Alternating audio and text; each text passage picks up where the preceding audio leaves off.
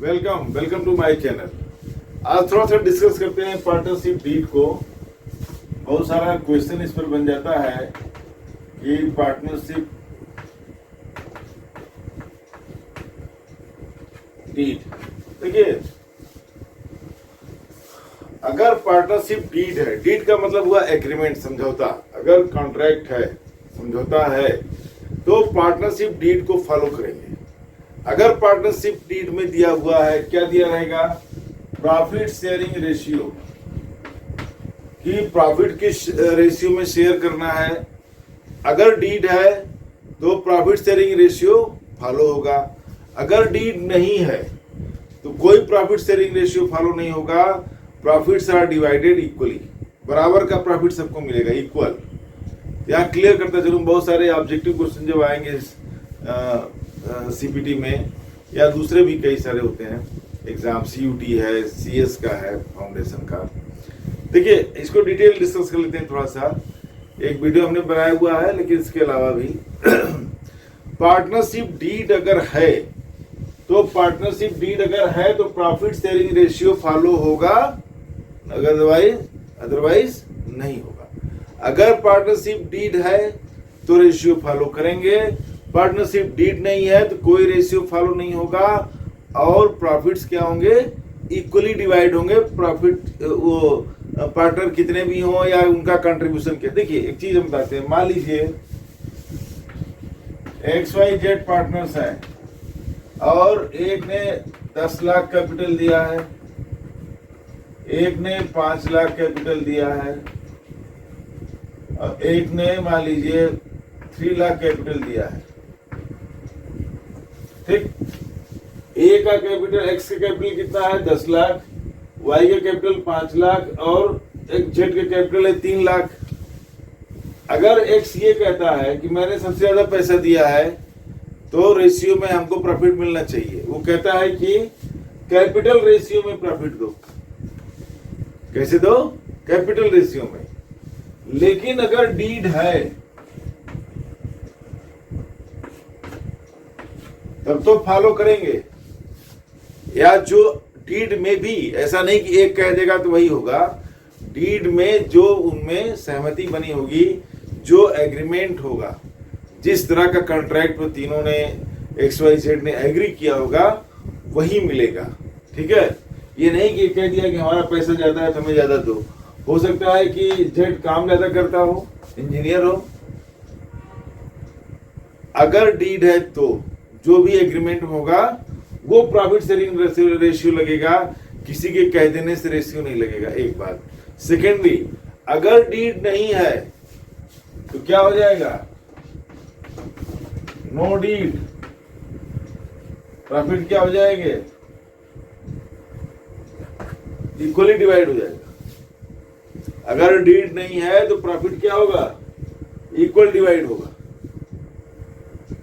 इसी तरह से एक जेड बहुत काम करता है, इंजीनियर है, सारा काम धाम वही देखता है, वो कह सकता है कि हमें सैलरी चाहिए, हम सारा काम देखते हैं। यहां भी देखिए, अगर डीड है, डीड में सैलरी उसका डिसाइडेड है, पहले से ही तय है कि इतनी सैलरी उसको दी जानी है, तभी उसको सैलरी मिलेगी। अगर डीड नहीं है, no deed no salary, no deed no salary. Deed है तो उतनी सैलरी जितना कि डीड में लिखा हुआ है, डिसाइडेड है, एग्रीड है। ठीक है। इसी तरह से कोई कमीशन मांगता है, मान लो जेड इसमें एक अच्छा सेल्स पर्सन है, वो कहता है मैं इतना सेल करता हूं, इतना कमीशन लूंगा। मैं कमीशन मिलेगा, मिल सकता है, लेकिन अगर डीड में होगा तो no deed no commission, no deed no commission. Deed है तो उतना कमीशन जितना डीड में लिखा हुआ है, जितना लोगों में एग्रीमेंट है। अगर डीड नहीं है तो कोई कमीशन पेएबल नहीं है। इसी तरह से अगर ये कहता है कि नहीं 10 लाख हमने लगाया, सबसे ज्यादा पैसा लगाया हुआ है, मुझे इंटरेस्ट ऑन कैपिटल चाहिए। अब यहां भी आ गए, अगर डीड है तो मिलेगा, डीड नहीं है तो नहीं मिलेगा। Interest on capital, interest on drawing, दोनों डीड है तो आईओसी मिलेगा। No deed no IOC, no deed no IOC, no deed no IOD. Interest on drawing भी नहीं देना है। अगर एग्रीमेंट है, डीड में लिखा हुआ है तो इंटरेस्ट ऑन ड्राइंग देना है, अगर डीड नहीं है तो इंटरेस्ट ऑन ड्राइंग भी नहीं देना है। तो no deed no IOD, no interest on drawing, no deed no IOC, no interest on capital. तो ये बात आपको साफ हो जानी चाहिए। देखिए सीपीटी में बहुत बच्चे गलती करते हैं कि उसमें उलझा के क्वेश्चन दे देगा कि इसका कंट्रीब्यूशन इतना है, उसका कंट्रीब्यूशन इतना है, एक ने इतना कैपिटल लगाया, दूसरे ने इतना लगाया, वो कह रहा है कि हमें इंटरेस्ट ऑन कैपिटल चाहिए या हमारा share in profit according to the capital होना चाहिए। शेयर इन प्रॉफिट कैसे होना चाहिए? प्रॉफिट शेयरिंग रेशियो कैपिटल के रेशियो होना चाहिए। जिसके ज्यादा कैपिटल लगा है उसका ज्यादा पैसा मिलना चाहिए। लेकिन इसके लिए जरूरी है कि डीड होना। अगर आपस में एग्रीमेंट है, रिटेन डीड है, तब तो उसको फॉलो करेंगे, नहीं तो प्रॉफिट्स आर डिवाइडेड इक्वली। तो यहाँ पर बिल्कुल बात स्पष्ट होनी चाहिए कि no deed no salary, no deed no commission, no deed no interest on capital, no deed no interest on drawing. बिल्कुल साफ है। No deed no ratio point. अगर डीड नहीं है तो प्रॉफिट शेयरिंग रेशियो क्या होगी? इक्वल होगा। ऑटोमेटिकली क्या हो जाएगा? इक्वल। तो ये नहीं कि इस रेशियो में लेंगे, उस रेशियो में लेंगे, इस रेशियो में, नो नो, जस्ट इक्वल। यहाँ पे क्लियर बता दें कि किसी का कितना भी पैसा लगा हो। ऐसा भी हो सकता है कि दो पार्टनर हैं और एक पार्टनर का सारा पैसा लगा हुआ है और दूसरे पार्टनर का 0 पैसा लगा हुआ है। ऐसा भी संभव है, पॉसिबल है। कैसे पॉसिबल है? एक मान लो सेठ है, उसके पास पैसा है, एक इंजीनियर है, आर्किटेक्ट है, इंजीनियर है, सिविल इंजीनियर। वो कहता है कि बिल्डिंग यहाँ बनाएंगे और इतना बिल्डिंग का एक्सपेंस आएगा और इतने फ्लैट बिकेंगे, इस रेट से बिकेंगे, इतना प्रॉफिट होगा, करोड़ों रुपया।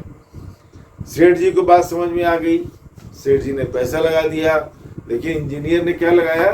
ब्रेन लगाया, अपने स्किल को यूज किया और दोनों ने मिलकर काम किया। तो यहाँ पर देखिए, एक ने कैपिटल कंट्रीब्यूट किया है, दूसरे ने ब्रेन यूज किया, अपना स्किल यूज किया है।